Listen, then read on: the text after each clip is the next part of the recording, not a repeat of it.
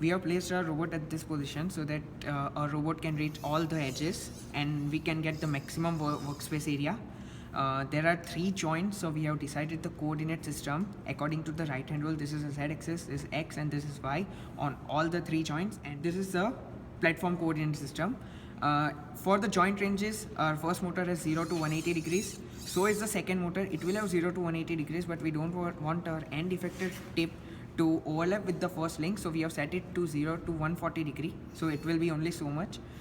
Since our second motor cannot go in above 180 degree, there will be a blank space left which we cannot reach.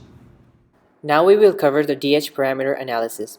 As we can see from the image, we have a robot whose base is elevated by 5. We have attached coordinate frame 0 and 1 at the position of rotation of joint 1. Hence, the d distance is equal to 0.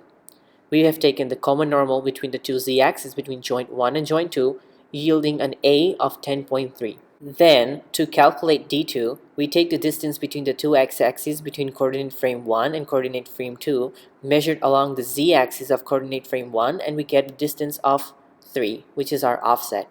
Then, to get a2, we measure the distance between the common normal of the z-axis of frame 2 and frame 3, and we get a value of 8.5. To measure the value of alpha, we can note that between frame 1 and frame 2, we have two z-axes that are parallel, therefore the alpha value is 0. But between frame 2 and frame 3, we have a rotation of 90 degrees.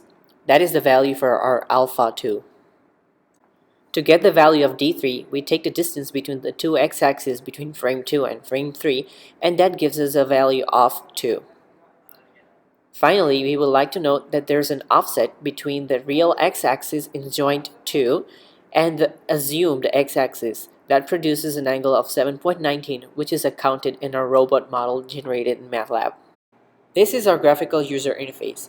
In the center, we have plotted our robot model. In the GUI, we have 2 joint sliders. Each one modifies the angle value for each joint. As we can see, as we set the joint angles, we have the end effector position with respect to the base coordinate frame. This value is displayed in the GUI doing forward kinematics with the joint angle values that have been inserted. Additionally, we have 2 text boxes where you can manually enter the values, and we have validation for those values. Additionally, we have a reset button that sets all the joint angle values to 0.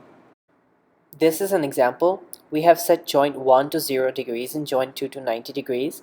We measured in the board and we got an x-coordinate of 20.5 and y-coordinate of 10. As we can see in the simulation, we got 20.72 and 9.79. This means our values are pretty accurate.